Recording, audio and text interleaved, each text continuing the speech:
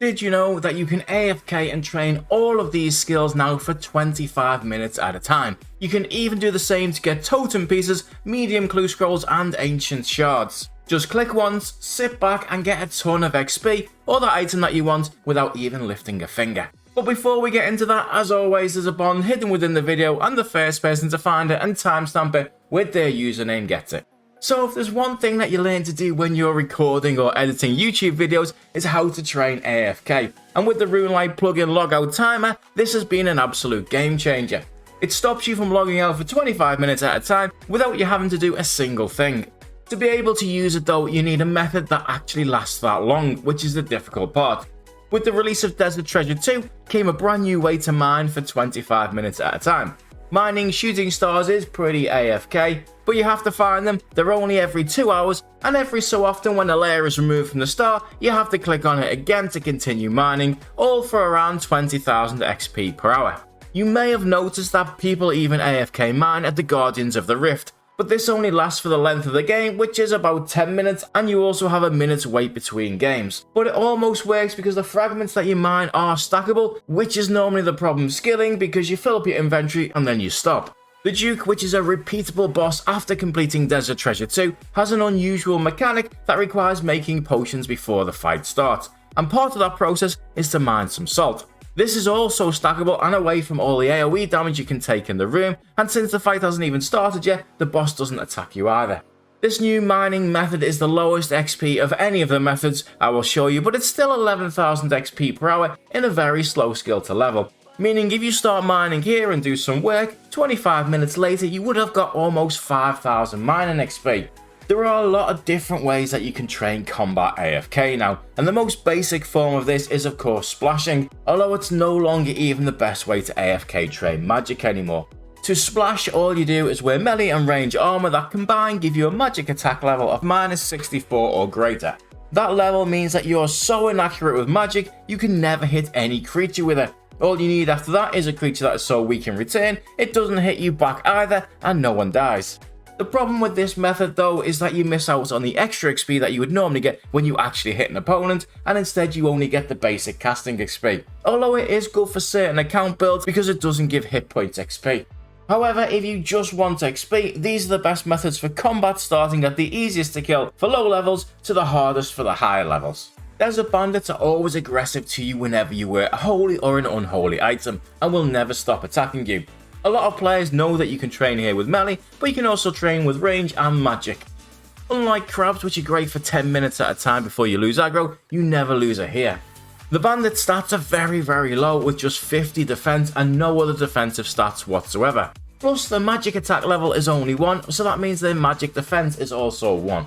Because of this, you can use what is known as tank range or tank mage gear, which is essentially melee armor with 1 or 2 magic or range items.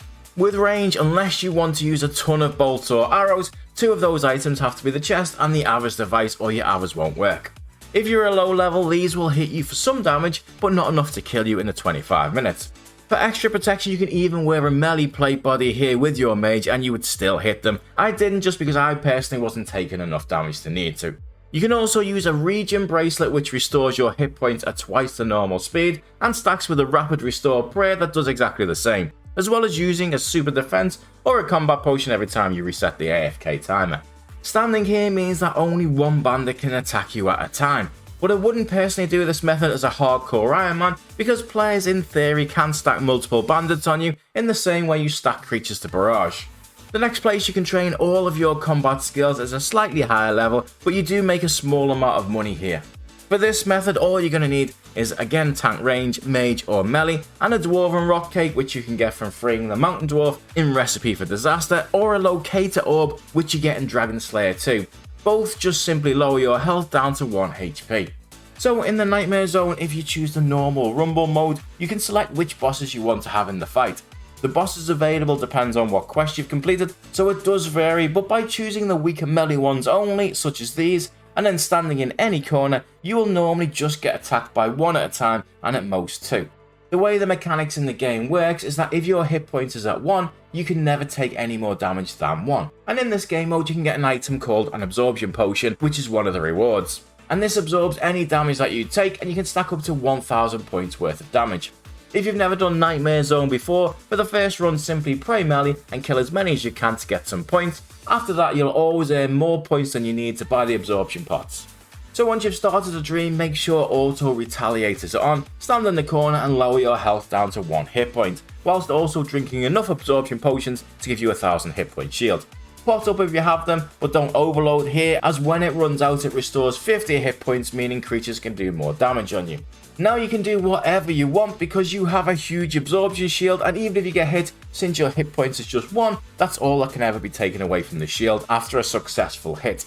Your hit points do go up over time, but even still, after around 25 minutes, I had 730 points of absorption left, and I deliberately didn't pot because I'm max stats.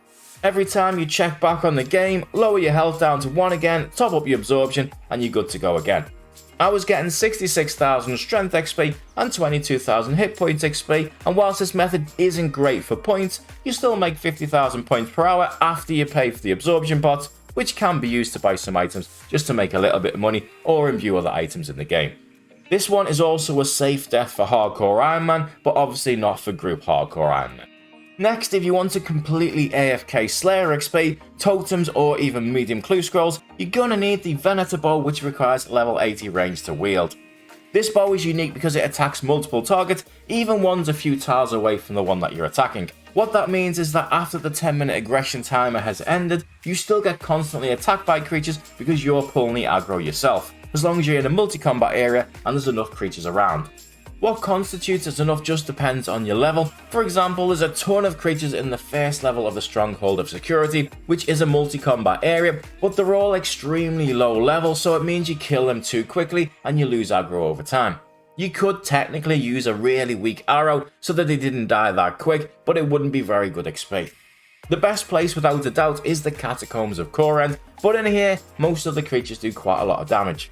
I've got 99 defense, so I didn't go full tank range, as I wanted the results to be realistic for everyone that might watch this guide, so I just used Varroc's Helm and Skirt, Missouri Body, and didn't use things like the Ring of Suffering, which adds 20 defense to your stats. I did though use the Regen Bracelet and the Rapid Heal Prig, as well as a Bastion Potion. If you want to kill Dagoneths for the drops or just as a Slayer task, with your back against this wall here at this spot, it means that normally only one can attack you at a time, although occasionally one does spawn right next to you, but even still I found this to be the best spot. Here you can get totem pieces, medium clue scrolls and ancient shards to charge your Arclight. There's also a plugin on Runelite called Item Drop Sound Notification, which will send you a notification anytime you get a drop that you're looking for, so you don't miss it.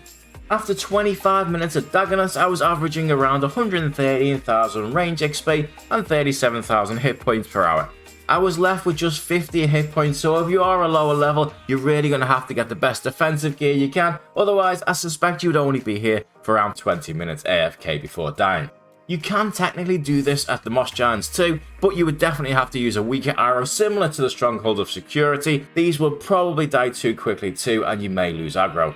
The whole dungeon is multi-combat and full of other creatures that you're regularly given as a Slayer task, as well as ones that drop hard and even elite clue scrolls, and of course Abbey demons here that drop the whips, but you can generally only last about 15 to 20 minutes on the rest of them.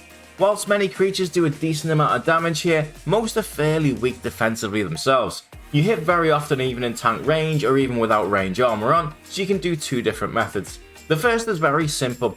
If you have a decent prayer level, load up on the best prayer item gear that you have and pray against the style that they're attacking you with.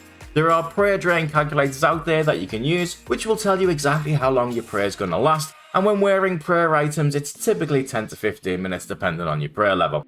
The bow will do the rest of the work for you and keep you in combat for as long as your prayer lasts. If you want to last even longer than that though, you're going to need a different method, which again requires tank range, and if possible anything with a decent prayer bonus as well. At the Abyssal Demons you can stand in the middle and attack because they teleport you away anyway, and they don't do that much damage to you, but for all of the creatures you really want to stand in the walkways between areas such as this one here, to make sure you only get attacked by one at a time. By standing on the first square of one it ensures that you're always in combat, but equally that you're only tanking one creature at a time.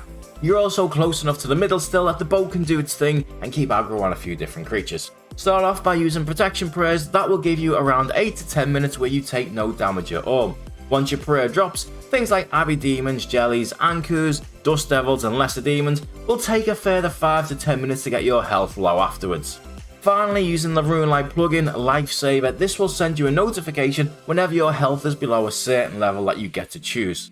Whilst it isn't the full 25 minutes on this method, you do get a good 15 to 20 minutes AFK on most of these creatures. The Venator Bow was currently 53 million and has been going up lately, I think just as people realise it's very good for AFKing those extremely boring Slayer tasks.